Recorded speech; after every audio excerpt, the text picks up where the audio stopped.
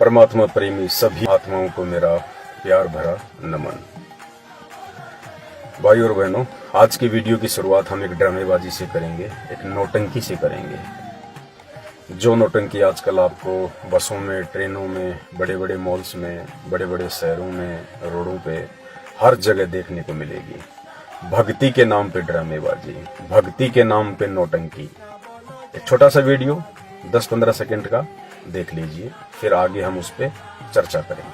जय जय श्री राधे, जय जय श्री राधे, जय जय श्री राधे, जय जय श्री राधे, जय जय श्री राधे।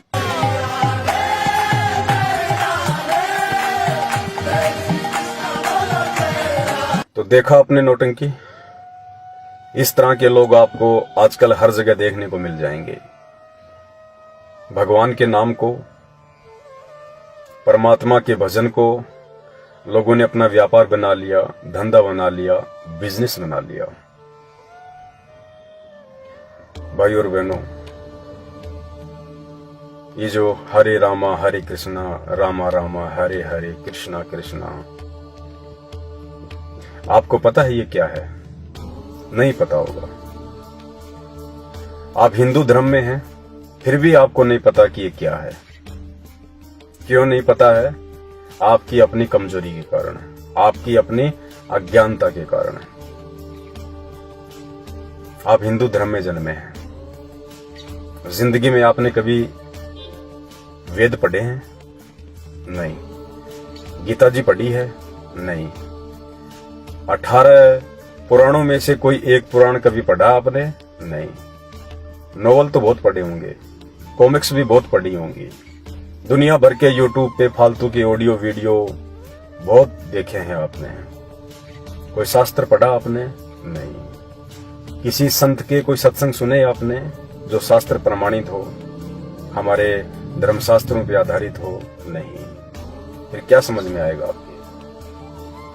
नौटंकी देख के आप खुश रहो, और एक दिन ये अनमोल मानव शरीर जो 84 लाख योनियां भोगने के बाद एक गधे, कुत्ते, सुअर, बिल्ली, मक्खी, मच्छर, कीट, पतंग, हाथी, भालू, भेड़िए, ये तमाम योनियां और इन योनियों में महाकष्ट भोगने के बाद वो परमात्मा, सारी सृष्टि का रचनहार, हमें ये मानव शरीर देता है। ये मानव शरीर आज आपको क्या खाना है, क्या पीना है, आप खुद डिसाइड करते हैं। आपकी तबीयत खराब हो जाती है, आप डॉक्टर के पास चले जाते हैं। अपने किसी सगे संबंधी को आप अपनी प्रॉब्लम फोन पे बता देते हैं, बात करके बता देते हैं। और दूसरी तरफ एक मानव शरीर को छोड़ के जितनी भी योनियां हैं, यदि उनके पैर में कांटा भी चुभ जाए तो वो किसी को बोल के भी नहीं बता सकते कि मेरे पैर में कांटा चुभा हुआ है। किसी पशु या पक्षी के पेट में पीड़ा हो जाए, दर्द हो जाए, बीमार हो जाए, उसके मुंह में जुबान भी है, उसके बाद भी वो किसी को बोल के समझा नहीं सकता। पैर में कांटा लगा है तो पैर को उठा के दिखा नहीं सकता कि मेरे पैर में कांटा चुभा हुआ है, मुझे पीड़ा हो रही है, इसे निकाल दो। क्यों? ये सारी सुविधाएं केवल मानव शरीर धारी प्राणी को ही क्यों प्राप्त है? क्योंकि ये अनमोल शरीर परमपिता परमेश्वर ने हमसे भक्ति करवाने के लिए, हमें अपने लोक में ले जाने के लिए, हमें सदा सदा के लिए 84 लाख योनियों के महा कष्ट से बाहर निकालने के लिए दिया है। और हम नौटंकी में लग गए, ड्रामेबाजी में लग गए। हरे हरे हरे कृष्णा, हरे रामा रामा रामा, गले में ढोलक लटका लिया, हाथों में झांझ ले ली, रोडों पे ड्रामेबाजी करने निकल गए। आधी खोपड़ी के बाल कटवा लिए या एक चोटी रखवा ली, लाल रंग के कपड़े पहन लिए। ये भक्ति और भगत की पहचान नहीं है। अगर वास्तव में आपको भक्ति और भगवान की पहचान है तो फिर ये ड्रामेबाजी की आवश्यकता नहीं होती है। लेकिन हम में से 99% हिंदू भाई बहन क्यों इस ड्रामेबाजी का हिस्सा बने हुए हैं? क्योंकि हमको खुद को नहीं पता कि भक्ति क्या होती है, भगवान क्या होता है। हमें यही नहीं पता कि भगवान कौन है। 99% हिंदू समाज को आज ये नहीं पता कि एक परमात्मा कौन है। किसी को नहीं पता। और सिवाय एक परम संत के, सिवाय एक महापुरुष के, आज तक 4 युग बीत चुके हैं, किसी ने नहीं बताया कि एक परमात्मा कौन है। साईं बाबा का नाम आपने सुना होगा। पूरी जिंदगी उंगली ऊपर करके एक ही शब्द बोलते रहे, सबका मालिक एक। लेकिन उन्होंने पूरी जिंदगी में अपने किसी भी भगत को नहीं बताया कि वो सबका एक मालिक कौन है, उस एक मालिक का नाम क्या है, वो एक मालिक कहाँ रहता है, वो कैसा है। क्यों? क्योंकि साईं जी को खुद नहीं पता था। तो भाई, अगर भक्ति की आपको शुरुआत करनी है, अगर वास्तव में आपको इस बात का पता है कि ये मानव शरीर मुझे परमात्मा ने भक्ति करने के लिए दिया है, बाकी बच्चे पैदा करना, खाना खाना, फिर बाथरूम में चले जाना, सारा दिन अपने बच्चों के लिए भाग दौड़ करते रहना और अंत में एक दिन मर जाना, ये काम तो जानवर भी करता है, ये काम तो एक कुत्ता भी करता है, गाय भी करती है, बैल भी करता है, पशु पक्षी सब करते हैं। अगर यही काम करके हम इंसान भी एक दिन यहां से ऐसे ही चले गए तो जानवर में और हम इंसानों में क्या फर्क रह गया? फिर क्यों परमात्मा ने अनमोल मानव शरीर दिया? तो भक्ति तो हम लोग उस समय करेंगे ना जब हमारे को भगवान की पहचान होगी, जब हमें परमात्मा के बारे में पता चलेगा कि एक परमात्मा है कौन। कैसे पता चले हमें कि परमात्मा कौन है? हमारे पीछे तो 33 करोड़ देवी देवताओं की एक लंबी फौज लगा रखी है। सोमवार को शंकर जी, मंगलवार को हनुमान जी, बुधवार को गणेश जी, बृहस्पतिवार को कोई और, शुक्रवार को माता जी, शनिवार को शनि महाराज, रविवार को भैरू जी महाराज, और भी ना जाने कितने देवी देवता। हमें परमात्मा की पहचान ही नहीं है। और अगर कोई पहचान करना भी चाहे तो गांव गांव, गली गली, नगर नगर में ये नकली संत, महंत, मंडलेश्वर, महामंडलेश्वर, शंकराचार्य, मठाधीश, ये अपने ढोलक पेटी ले लेके बैठे हैं। अगर कोई जानना भी चाहे भगवान के विषय में तो ये नहीं जानना देना चाहते, क्योंकि उनको खुद को नहीं पता। आज जितने भी लोग हरे राम हरे कृष्णा, जय जय राम जय राम, जय गणेश, ओम नमः शिवाय, ओम हनुमते वासुदेवाय नमः, जितने भी दुनिया भर के नाम जाप करते हैं, आपको पता है हमारे किसी भी धर्म ग्रंथ में ये नाम जाप करने का कोई आदेश नहीं है, कोई उल्लेख नहीं है। ये भगवानों के नाम है ही नहीं, ये वो मंत्र, वो नाम है ही नहीं जिससे हमारे को सुख मिले, जिससे हमारी 84 लाख योनियों से हमारी गति हो जाए, हमें कोई परमात्मा की प्राप्ति हो जाए। देखो, भक्ति का आधार हमारे शास्त्र हैं, चारों वेद। चारों वेदों को आम आदमी नहीं पढ़ सकता था, क्योंकि पहले पढ़ने का अधिकार केवल एक जाति विशेष को था, ब्राह्मण को। ये तो आज परमात्मा की मेहर हुई है वर्तमान में, जो सभी धर्म, सभी जातियों के लोगों को पढ़ने का अधिकार मिला हुआ है। बल्कि सैकड़ों वर्ष पहले यदि आप इतिहास उठा के देखोगे, केवल एक ब्राह्मण वर्ग को ही पढ़ने का अधिकार था, बाकी को तो पढ़ने भी नहीं दिया जाता था। तो कौन चारों वेद पढ़े? इसलिए परमात्मा ने मेहर बख्शी और वेद व्यास जी के माध्यम से चारों वेदों का सार कोड वर्ड में, संकेतों में, श्लोकों के माध्यम से गीता जी की रचना करवाई। अब गीता जी को कौन पढ़े जो चारों वेदों का सार होगा? पहली बात तो वेद ही कितने रहस्य युक्त हैं, और उन रहस्य युक्त वेदों का सार यदि गीता जी में डाल दिया जाए तो आम व्यक्ति के बस की बात नहीं है कि वो गीता जी को पढ़ के उसका सार निकाल ले। दुनिया भर के संत महंत हिंदुस्तान में आपको मिल जाएंगे, गीता पढ़ने वाले भी बहुत मिल जाएंगे। केवल तोते की तरह प्रतिदिन कुछ श्लोक या एक अध्याय का रट्टा लगा लेते हैं, लेकिन गीता जी कहना क्या चाहती है भक्ति के विषय में, भगवान के विषय में, मंत्रों के विषय में, ये किसी को नहीं पता, केवल एक महापुरुष। तो आज की वीडियो की हम शुरुआत करें, उस महापुरुष की हम वंदना करें। परमपिता परमात्मा, सारी सृष्टि के रचनहार, कुल मालिक, असंख्य ब्रह्मांडों के स्वामी, जगत गुरु, तीनों लोकों में प्रवेश करके सबका पालन पोषण करने वाले राजाधिराज, आत्माधार, नाथों के नाथ, देवों के देव महादेव, सर्वेश्वर महेश्वर मृत्युंजय अजरो अमर, आदि अनादि सनातनी प्रभु, जगत पिता जगदीश्वर, 1008 की उपाधि के वास्तविक अधिकारी, अकाल मूर्त सौस्वरूपी राम, वासुदेव सर्वगतम ब्रह्म, प्रथम पूज्य परम संत परम हंस परम पुरुष परम धनी संत शिरोमणि सतगुरु रामपाल जी भगवान के चरण कमल में देश विदेश से हम सभी सत्सेवक भाई बहनों का अनंत कोटि दंडवत प्रणाम। आज एकमात्र इस महापुरुष ने, संत रामपाल जी भगवान ने, जो मानव शरीर में राम और श्री कृष्ण जी की तरह हम आत्माओं की आंखें खोलने के लिए धरती पे प्रकट हैं, आज इन महापुरुष के अलावा किसी को भी शास्त्रों का ज्ञान नहीं है, किसी को भी भक्ति का ज्ञान नहीं है। आज इस महापुरुष ने आके गीता जी अध्याय नंबर 8 श्लोक नंबर 13 को दिखाया, जिस गीता जी को सैकड़ों वर्षों से, हजारों वर्षों से अपने आप को संस्कृत के प्रकांड ज्ञाता समझे जाने वाले संत महंत ऋषि मुनि पढ़ के केवल अपनी मनमुखी थ्योरी लोगों के दिलो दिमाग में थोप के चले गए। सत्यता किसी ने नहीं बताई। आज संत रामपाल जी भगवान ने बताया गीता जी अध्याय 8 श्लोक नंबर 13 में क्या लिखा हुआ है। ओम इति एक अक्षर ब्रह्म व्यवहारण माम अनुसमरण ये प्रियाति तजम देहम सयाति परमाम गतम। गीता का ज्ञान देने वाला भगवान, गीता कहने वाला प्रभु कह रहा है कि ओम इति एक अक्षर, केवल एक ओम मंत्र ही है।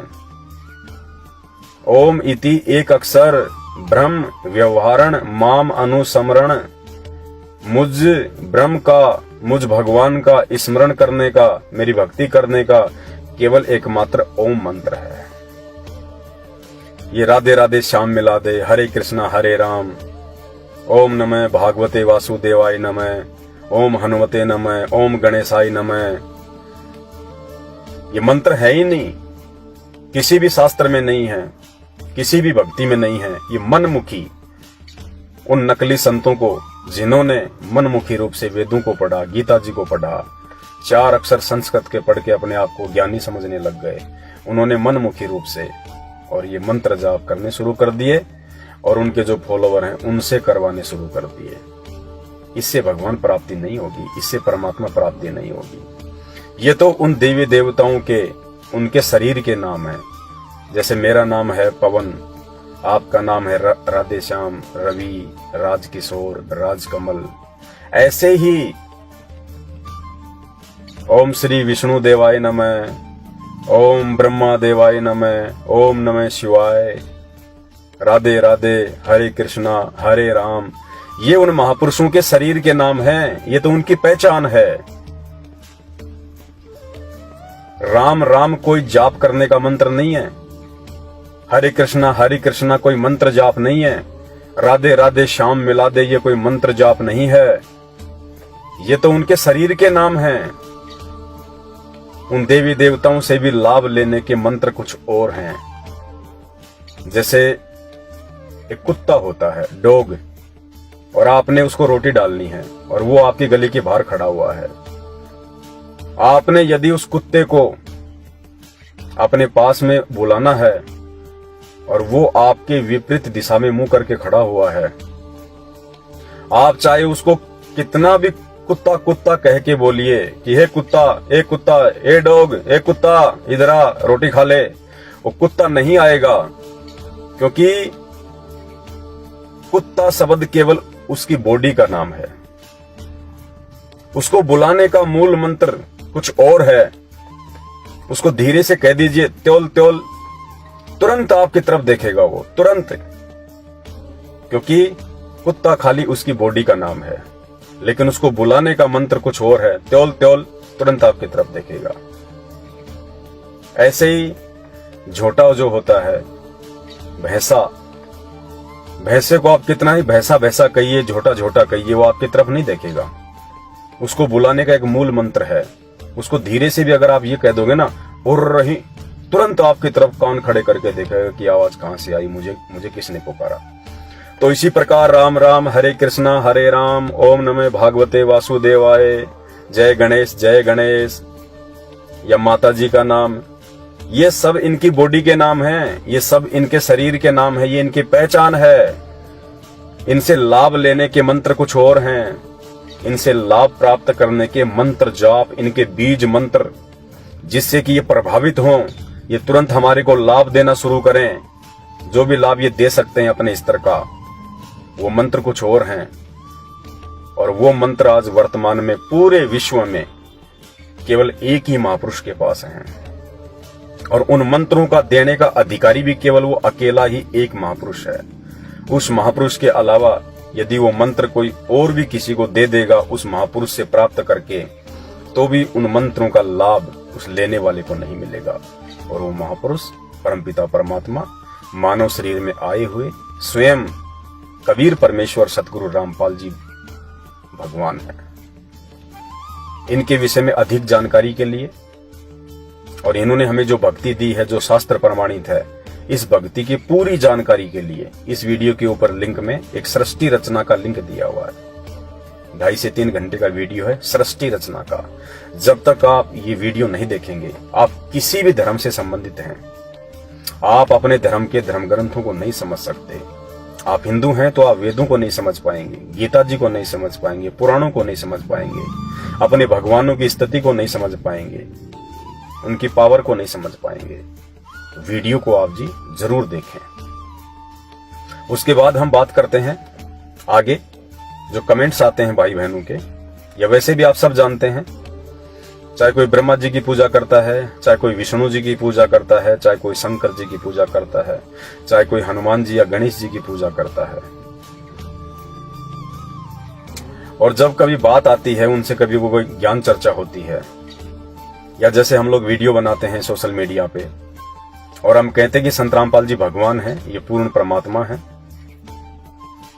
और ये हम आत्माओं के आत्मा के उद्धार के लिए आज धरती पे स्वयं ही ये प्रकट हैं, ये भगवान हैं। तो लोग कमेंट्स में कहते हैं कि भगवान तो निराकार है। आप जिनको भगवान कह रहे हैं संत रामपाल जी को, ये तो साकार हैं, ये तो दिखाई देते हैं, आप और हमारी तरह हैं। अरे भगवान तो निराकार है, भगवान दिखाई थोड़े देता है। मैं उन सभी भाई बहनों से हाथ जोड़ के विनती करता हूं, इसी को कहते हैं मोतियाबिंद। मोतियाबिंद का रोग इसी को कहते हैं। मोतियाबिंद मतलब आंखें बिल्कुल एक्यूरेट ओके, लेकिन दिखाई नहीं देता, उसको कहते हैं मोतियाबिंद। ये हमारी उस नादानी का प्रमाण है जो हम शास्त्रों को नहीं पढ़ते। हम दुनिया भर की फालतू की जो किताबें हैं वो हम अपने घर पे लाके रखेंगे, उनको अलमारी में सजा के रखेंगे, लेकिन हम कभी कोई पुराण, कोई गीता जी, वेद, कोई धर्मशास्त्र नहीं लाते, ना उनको पढ़ते। और यदि कोई पढ़ाता है तो हम उससे पढ़ना अपनी इज्जत और शान के विपरीत समझते हैं। तो कहते हैं भगवान तो निराकार है, भगवान साकार थोड़ी है, भगवान दिखाई थोड़ी देता है।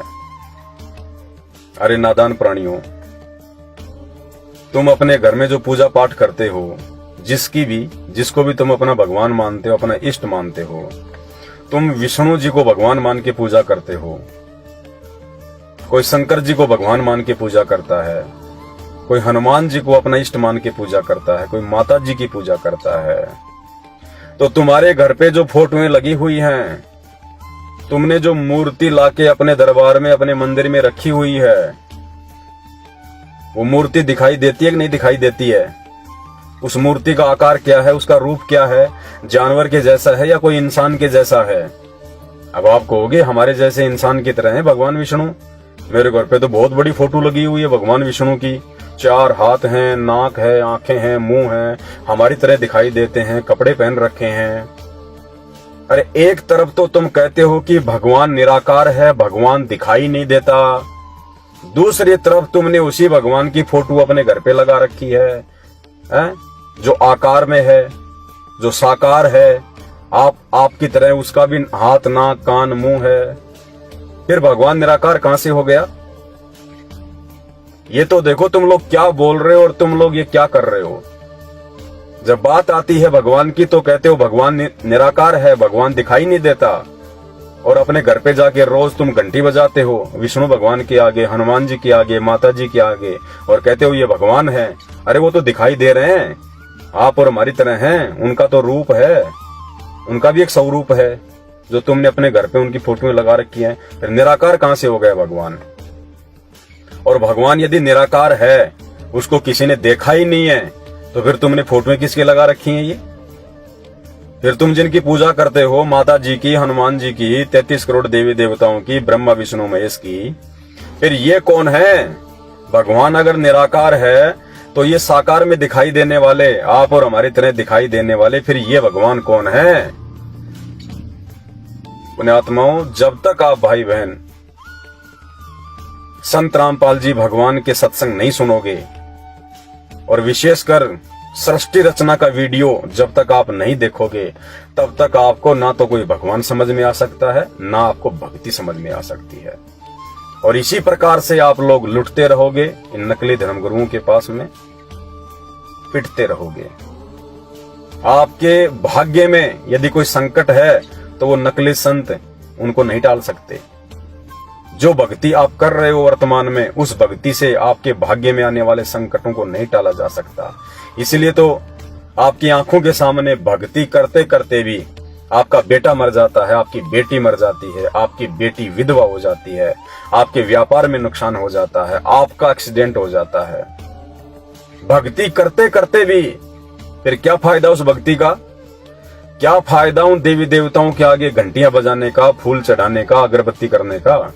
भक्ति क्यों की जाती है? अरे भक्ति इसलिए की जाती है कि सबसे पहले तो हमारा शरीर जो है ये स्वस्थ रहे, शरीर से भक्ति होगी। काया अगर कोई रोगी हो जाएगी तो हम भक्ति हम कहां से करेंगे? हमारी रुचि नहीं बनेगी भक्ति में।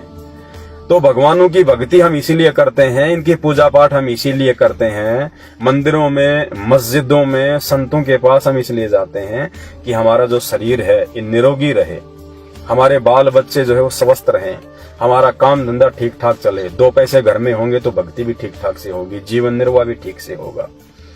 अरे इसीलिए तो भक्ति की जाती है। और ये भक्ति करते करते भी यदि आपके ऊपर आपत्ति आ रही है, संकट आ रही है, तो आप लोगों ने विचार करना पड़ेगा, या तो आपकी जो भक्ति आप कर रहे हैं ना वो भक्ति सही नहीं है, या फिर जिन भगवानों की आप भगवान समझ के पूजा कर रहे हैं वो भगवान सही नहीं है, वो आधे अधूरे हैं, कंप्लीट गॉड नहीं है। और ये जानकारी आपको संतों से मिलेगी, संतों के सत्संगों से मिलेगी। कौन से संतों के सत्संगों से मिलेगी? जिन संतों के सत्संग, जिन संतों का ज्ञान हमारे धर्म ग्रंथों पर आधारित होगा, मनमुखी नहीं। कोई भी राम और भिलनी की आपको कहानी सुना दी, सुदामा और श्रीकृष्ण जी की कहानी सुना दी, ढोलक पेटी बजा रहे हैं मीठी मीठी आवाज में, आप लोग सुन के आनंदित महसूस कर रहे हो, बाहर जाके वही कुकर्म शुरू कर रहे हो, बीड़ी पीना, शराब पीना, माँ बहनों को उल्टी सीधी नजरों से देखना, काम धंधे में चोरी जारी, ठगी, रिश्वत, भ्रष्टाचारी, कोई असर नहीं। वो भक्ति करते करते भी तुम्हारे बच्चे का एक्सीडेंट हो जाता है, तुम्हारे बच्चे की मौत हो जाती है, तुम्हारा एक्सीडेंट हो जाता है। क्या फायदा फिर भक्ति का? क्या फायदा फिर ऐसी साधना का? क्या फायदा फिर ऐसे भगवानों को पूजने का? तो सही भक्ति और सही भगवान की जानकारी आपको संत रामपाल जी के सत्संगों से मिलेगी। तो भाई बहन कह देते हैं भगवान तो निराकार है, भगवान तो कण कण में है, जैसे हवा है ना ऐसे ही भगवान तो कण कण में है, भगवान दिखाई थोड़ी देता है। अरे वो कण कण में भगवान नहीं, भगवान की शक्ति है, कण कण में भगवान नहीं होता है। भगवान तो एक जगह है, भगवान का भी एक लोक है। जैसे आप लोग भक्ति करते हो विष्णु की, फिर क्या कहते हैं हम तो भगवान के लोक में जाएंगे, हम तो भगवान के लोक में जाएंगे, हम तो गोलोक में जाएंगे, हम तो बैकुंठ में जाएंगे जहां पे भगवान विष्णु मिलेंगे, रोज भगवान के दर्शन किया करेंगे। इसका मतलब विष्णु भगवान भी किसी एक जगह बैठे हैं ना। कोई शंकर जी की भक्ति करता है तो कहता है मैं तो शंकर जी के लोक में जाऊंगा, मैं तो शिव लोक में जाऊंगा जहां पे भगवान शंकर मिलेंगे, रोज उनके मैं दर्शन किया करूंगा। इसका मतलब शंकर भगवान किसी एक जगह बैठे हैं। तो आप कहते हो ना कि भगवान तो निराकार है, भगवान की जो शक्ति है, भगवान तो ये कण कण में है। कण कण में भगवान नहीं, कण कण में भगवान की पावर है, भगवान की शक्ति है, जिससे ये पूरी सृष्टि का संचालन हो रहा है। अरे जैसे मोबाइल टावर है, मोबाइल टावर तो किसी एक जगह पे है, लेकिन मोबाइल टावर की जो शक्ति है, जो पावर है, जो रेंज है, वो उसके अधिकार क्षेत्र में है, वो कण कण में है, जिससे मोबाइल अपना पूरा काम कर रहे हैं। वो टावर हर मोबाइल के पास में नहीं जाता है, उस टावर से निकल रही वो तरंगें, शक्ति, वो कण कण में है, जिससे मोबाइल काम कर रहे हैं। मोबाइल समझ लो आप और हम इंसान हैं, और जो रेंज है, जो मोबाइल की जो तरंगे हैं, वो समझ लो वो पावर है, वो शक्ति है, और टावर को समझ लो वो भगवान है। तो भगवान तो एक जगह है, टावर तो एक जगह है, उस भगवान से, उस टावर से निकल रही जो पावर है, जो शक्ति है, जो रेंज है, वो फैल रही है। और जितने भी मोबाइल रूपी जो इंसान हैं, यदि उन्होंने सिम सही तरीके से मोबाइल में डाल रखी होगी, रिचार्ज यदि उन्होंने करवा रखा होगा, और जिस भी कंपनी की सिम होगी उसी कंपनी का टावर पकड़ लेगा। तो भगवान एक जगह है, लेकिन भगवान की जो पावर है, भगवान की जो शक्ति है, वो कण कण में होती है। और भगवान की शक्ति जैसे कण कण में है, लेकिन उससे भी हमारा काम नहीं चलेगा। जैसे कहते हैं हवा, हवा तो हर जगह है। अरे हवा हर जगह है, मान गए आपकी बात है, लेकिन यदि किसी व्यक्ति की गाड़ी का टायर पंचर हो गया, तो क्या हर जगह जो हवा फैली हुई है, क्या उस हवा को पकड़ पकड़ के अपने टायर में डाल लेगा? क्या वो व्यक्ति अपने गाड़ी के टायर में उस हवा को, जो हवा तुम कहते हो कि हर जगह है, सब जगह है हवा, क्या उस हवा को आप जी किसी पॉलीथिन में या किसी बोरी में या किसी कट्टे में डाल के और आप अपने गाड़ी के टायर में डाल के गाड़ी को चला सकते हो क्या? जिंदगी में नहीं चला सकते। उस हवा को प्राप्त करने के लिए आपने एक पंचर वाले की दुकान पे जाना पड़ेगा। वो पंचर वाला उस हवा को, जो हवा हर जगह फैली हुई है, जो कण कण में फैली हुई है, उस हवा को एक विधि से, एक मशीन के माध्यम से उसने एकत्रित किया हुआ है और उसने एक टैंक में डाल रखा है, और उसके बाद फिर वो आपकी गाड़ी में उस हवा को डालेगा। वही हवा है वो जो कण कण में है। उस पंचर वाले ने भी उस टैंक में उसी हवा को भर रखा है, जो हवा चारों तरफ जो है वो फैली हुई है। लेकिन उस चारों तरफ फैली हुई हवा से लाभ प्राप्त करने का एक तरीका है। आप किसी पंचर वाले के पास जाइए, वो पंचर वाला फिर आपकी गाड़ी के टायर में हवा भरेगा, तब आप चाहे उस गाड़ी में 100 टन माल डाल के लेके जाइए, गाड़ी रोड पे दौड़ती जाएगी। और वैसे आप अपने टायर में हवा नहीं भर सकते, वो हवा तो हर जगह है, लेकिन नहीं भर सकते आप। इसी प्रकार परमात्मा, भगवान, वो कण कण में है, उसकी शक्ति हर जगह है, वो कण कण में है, लेकिन वो ऐसे नहीं मिलेगा आप कितने ड्रामेबाजी करने से, नौटंकी करने से, नाचने गाने से, मनमुखी मंत्र जाप करने से, हरे राम हरे कृष्णा राधे राधे श्याम मिला दे, जय हनुमान जय गणेश जय शनिदेव, ऐसे नहीं मिलेगा वो परमात्मा। परमात्मा मिलने का मतलब उसकी भक्ति से लाभ ऐसे नहीं मिलेगा, आपको सुख ऐसे प्राप्त नहीं होगा जो भगवान दे सकता है। उसके लिए आपने, जैसे उस हवा को अपने टायर में डालने के लिए आपको पंचर वाले के पास जाना पड़ा, उसी प्रकार आपने वो कण कण में व्याप्त परमात्मा से लाभ प्राप्त करने के लिए आपने सतगुरु के पास जाना पड़ेगा, तत्वदर्शी संत के पास जाना पड़ेगा। वो तत्वदर्शी संत आपको भक्ति की विधि बताएगा कि वो कण कण में व्याप्त परमात्मा से कैसे लाभ प्राप्त किया जाएगा। वो हवा भी वही होती है, और वो टैंक में जो हवा होती है पंचर वाले के पास, वो भी वही हवा होती है। तो आप कहते हैं ना कि भगवान तो जो है वो कण कण में है, वो भगवान आपको सतगुरु के पास जाने से मिलेगा। सतगुरु जो भक्ति विधि आपको बताएगा, उस भक्ति विधि से आप उस कण कण में व्याप्त परमात्मा का, उसकी शक्ति का लाभ उठा सकते हैं, आप लाभ प्राप्त कर सकते हैं। आपके भाग्य में यदि कोई संकट है, कोई तकलीफ है, आप उनसे छुटकारा पा सकते हैं। लेकिन नकली संतों के पास जाने से आपको परमात्मा की शक्ति का लाभ नहीं मिलेगा। आज पूरे विश्व में, पूरी दुनिया में, इस पूरे ब्रह्मांड में केवल एक ही सच्चा सतगुरु है, जो सच्चा ज्ञान देता है, जो शास्त्रों से भक्ति विधि बताता है। आप जब संत रामपाल जी के सत्संग सुनना शुरू करेंगे तो आप जी को पता चलेगा कि संत रामपाल जी के जो सत्संग है वो अन्य नकली संतों की तरह मनमुखी नहीं है, मीठी मीठी कहानियां नहीं है। संत रामपाल जी ने हर एक धर्मशास्त्र को निचोड़ के, खोल खोल के, उंगली रख रख के, जैसे पहली कक्षा के बच्चे को टीचर उंगली रख रख के पढ़ाता है, A for apple, B for ball, ऐसे ही संत रामपाल जी भगवान ने उंगली रख रख के टीवी चैनलों पे पढ़ाया है इन शास्त्रों को कि भगवान राम कौन है, श्री कृष्ण जी कौन है, ये कहां तक के भगवान है, क्या इनकी भक्ति से मोक्ष होगा या नहीं होगा।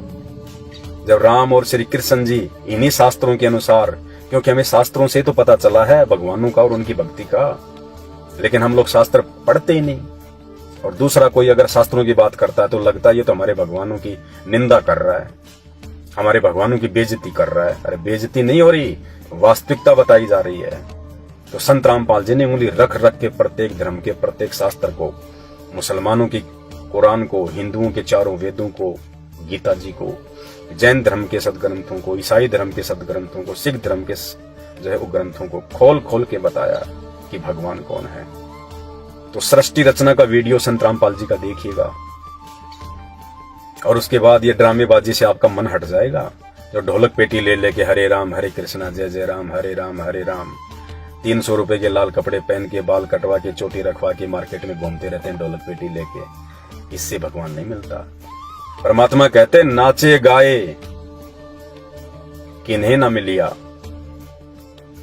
और जिनको मिलिया वो रोए। कहते नाचने गाने से भगवान नहीं मिलता, नाचे गाए किन्हें न मिलिया और जिन मिलिया वो रोए। और जिनको भगवान अगर मिला है तो कहते हैं वो तुम्हारी तरह उन्होंने ड्रामेबाजी नहीं करी, उन्होंने आंखों में आंसू निकाले भगवान के लिए, वो भगवान के विरह में रोए। नाचे गाए किन्हें न मिलिया और जिन मिलिया वो रोए। कहते नाचे गाए हरि मिले तो कोई न दुआगन होए।